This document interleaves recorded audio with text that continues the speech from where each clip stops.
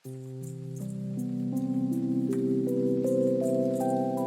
Everyone, welcome to the channel mystic tarot. ये mid month की reading है और हम देखेंगे कि जेमिनी, सन, मून और असेंडेंट लोगों के लिए क्या सिचुएशन है इस 15 दिन के वक्फे में, जो कि 15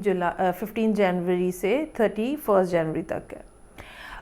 मंथलीज इस दफ़ा मैंने नहीं की, लेट हो गई थी, तो मैंने डायरेक्ट जो है वो मिड मंथलीज जो है वो स्टार्ट कर ली हैं। ये रीडिंग जो है Gemini, sun, moon and ascendant लोगों के लिए करियर और रिलेशनशिप बेस्ड रीडिंग है। रीडिंग जो है वो 3 पार्ट्स में है और इसमें सिर्फ जो ड्यूरेशन फिक्स है वो करंट एनर्जीज़, जो कि 15 से 30 या 31 तक का होता है टाइम। उससे पहले का सारा टाइम जो है वो होगा रीसेंट पास्ट में, और उसके बाद का सारा वक्त जो है वो होगा कमिंग फ्यूचर में। देखते हैं जेमिनी लोगों के लिए क्या बात है यहाँ पे। Wheel of Fortune, 3 of wands और टेम्परेंस।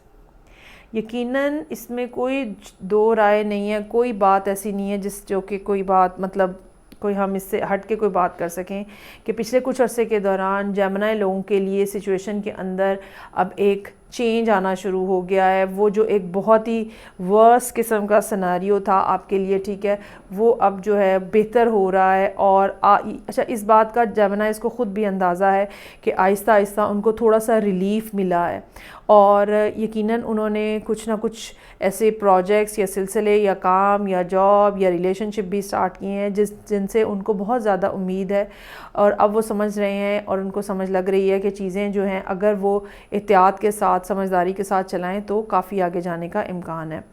चूँकि ये तीनों कार्ड्स जो हैं, ख़ास तौर पे व्हील ऑफ फॉर्चून और टेम्परेंस जो हैं, ये मेजर आर्काना है चूँकि, तो इसमें हम ये स्पेसिफाई नहीं करते कि ये करियर के हवाले से या रिलेशनशिप के हवाले से। ये बेसिकली जब भी मेजर्स आते हैं तो ये बेसिकली आपकी नेचर को डिफ़ाइन कर रहे होते हैं, डिस्क्राइब कर रहे होते हैं, आप कैसा माइंडसेट लेके इस टाइम पे मूव करें, ये चीज़ बता रहे होते हैं। तो एक तरफ जहाँ चीज़ें जो हैं वो रोटेट होना शुरू हुई हैं, वर्स से बेटर की तरफ जाना शुरू हुई हैं, दूसरी तरफ आप भी बहुत मोहतात हैं, पेशेंट हैं, एहतियात के साथ चीज़ों को लेके चल रहे हैं। अच्छा, चांसेस आर देयर कि चूँकि जुपिटर जो है वो आपके 7th हाउस को करता है, लॉर्ड होता है, तो कहीं ना कहीं पार्टनरशिप के हवाले से मामलात जो हैं वो बेहतर हुए हैं। ये हरगिज़ मतलब नहीं होगा कि ये पार्टनरशिप जो है सिर्फ रोमांटिक पार्टनरशिप है, हर तरह की पार्टनरशिप, काम के हवाले से पार्टनरशिप, ठीक है, किसी के साथ मिलके काम करना है, कोई नई अपॉर्चुनिटी है, वहाँ पर भी लोगों के साथ आपकी पार्टनरशिप जो है वो मैटर करती है। अब आप एक्सपेक्ट कर रहे हैं कि चीज़ें जो हैं वो बेहतरी की तरफ ही रहेंगी और आइंदा आने वाले सारे दिन जो हैं आपके लिए बेहतर से बेहतर होंगे। कोई शक नहीं है इस बात में कि जेमिनी ने काफ़ी मुश्किल टाइम गुजारा है, ख़ास तौर पे पिछला 1 साल जो है वो one of the toughest time जो है वो हो सकता है जेमिनी के लिए,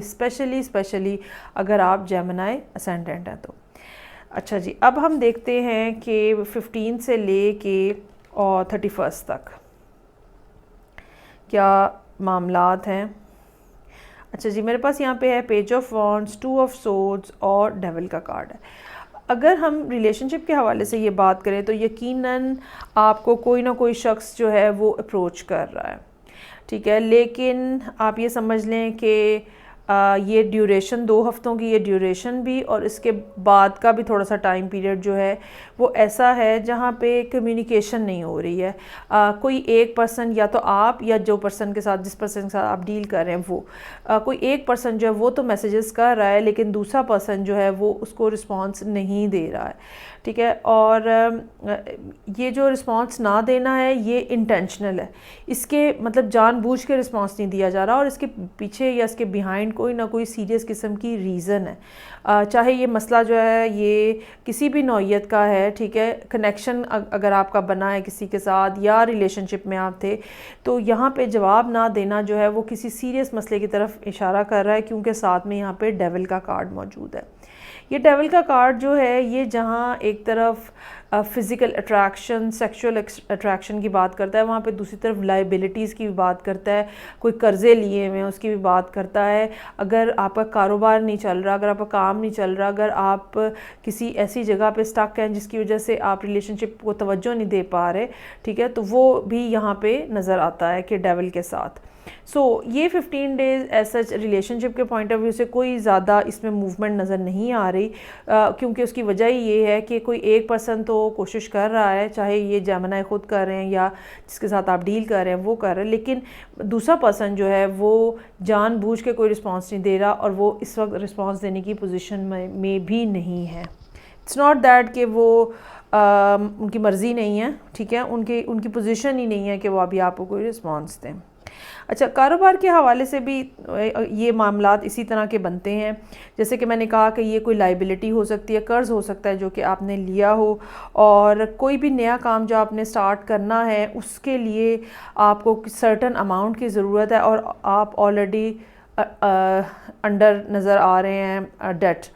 और ये वो रीज़न है जिसकी वजह से आप खुल के प्ले नहीं कर पा रहे, खुल के काम नहीं कर पा रहे। कोई भी कारोबार करने से पहले एक इंटरनल फ़ियर है जो कि आपको घेरे हुए है कि पहले ही इतना ज़्यादा कर्ज़ है या पहले ही इतना ज़्यादा काम है, तो फिर किस तरह से अभी इसको वाइंड अप किया जाएगा।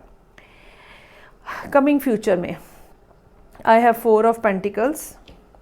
8 ऑफ सोर्ड्स और 8 ऑफ वॉन्ड्स। अच्छा जी, ये बात जो है वो समझ लें, आप जान लें, चाहे यहाँ पे आपको कैसा ही रिलीफ मिला है, चूँकि बहरहाल इस बात से बहुत फ़र्क पड़ता है कि आपके पर्सनल जायचे में क्या क्या चीज़ें मौजूद हैं और कैसी कैसी प्लानिटरी पोजीशंस मौजूद हैं। लेकिन बीइंग जेमिनी, अगर जेमिनी कहीं पर भी आपके एग्जिस्ट कर रहा है तो इसमें कोई शक नहीं कि मामलात आपके कुछ ठीक हुए हैं और सूरत हाल में कुछ पॉजिटिविटी आई है। लेकिन आने वाले दिनों में आपको ये बात समझने की ज़रूरत है कि आपको अपने अखराजात को कंट्रोल में रखना है, अपने पैसों को कंट्रोल में रखना है, फजूल खर्ची नहीं करनी है, ठीक है। और बजाय इसके कि आप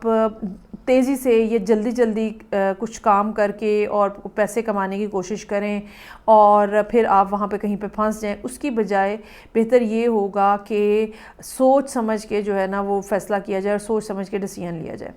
बाज़ दफ़ा क्या होता है कि हम ख़ुद से सही डिसीजन बनाने की पोजीशन में नहीं होते, और ये ऐसा अमूमन उस वक्त होता है जब हम काफ़ी ज़्यादा मुश्किल टाइम देख के निकले हुए होते हैं और हमारा मोरल या आप ये कह लें कि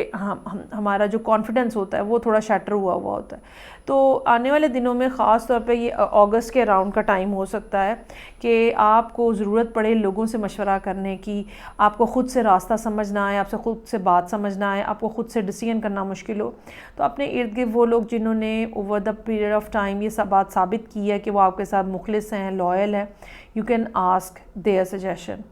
और एक दफ़ा आप इस प्रॉब्लम से निकल आएंगे तो चीज़ें जो है वो स्मूथ हो जाएंगी। वैसे भी जो second half of the year है, ख़ास तौर पे सितंबर और अगस्त और सितंबर के आसपास का टाइम, ये वो टाइम होगा जहाँ पे आपका अपना जो लकी प्लैनेट है आपका जो, वो भी एक डिफ़िकल्ट सिचुएशन में से आपके लिए निकल आएगा और आसानियों की तरफ जो है फिर आपका एक स्मूथ किस्म का सफ़र जो है वो स्टार्ट हो जाएगा। रिलेशनशिप के हवाले से अगर हम देखें तो 4 ऑफ पेंटिकल्स हमें इस बात की तरफ इशारा करता है कि अपने इमोशंस को और अपनी फीलिंग्स को कंट्रोल में रखें, हर बात मत कहें, और यकीनन थोड़ा सा टाइम जो है वो डिफ़िकल्ट है और जल्दी ना करें फ़ैसला करने की, ठीक है। जैसे कि मैंने कहा कि आपको अगस्त तक वेट करना चाहिए। अगर आपको अपने रिलेशनशिप के हवाले से कोई सीरियस फ़ैसला भी करना है तो भी आपको अगस्त के बाद का कुछ टाइम पीरियड जो है वो चूज़ करना चाहिए, और यकीनन उसके बाद मामलात में बहुत तेज़ी आएगी, कम्युनिकेशन में बहुत तेज़ी आएगी, ट्रैवलिंग बहुत ज़्यादा हो सकती है, और ये सब चीज़ें जो हैं ये इस बात की तरफ इशारा कर रही हैं कि आप जो है अब तेज़ी से आगे बढ़ेंगे। वो सिलसिला जो यहाँ व्हील ऑफ फॉर्चून के साथ स्टार्ट हुआ है, जब 8 ऑफ वॉन्ड्स पे आके एंड हो रहा है, तो इसका मतलब ये है कि बेशक दरमियान में कुछ धचके तो लगे हैं, सेटबैक तो हुए हैं, लेकिन जो एक टर्निंग्स का सिलसिला, एक मूवमेंट का सिलसिला स्टार्ट हुआ था वो ऐसे ही कंटिन्यू जो है वो रहेगा। ये थी रीडिंग जो कि जेमिनी, सन, मून और असेंडेंट लोगों के लिए थी। अपने अखराजात का और अपने जो आपने कर्ज़ लिए हुए हैं जो यहाँ पे बड़े प्रोमिनेंटली नज़र आ रहे हैं, उनको ज़रा अच्छे से मैनेज करने की कोशिश करें। फ़ीडबैक का मुझे इंतज़ार रहेगा। मैं आपसे नेक्स्ट रीडिंग से फिर मिलूँगी। अपना बहुत ज़्यादा ख्याल रखिएगा। खुदा हाफिज़।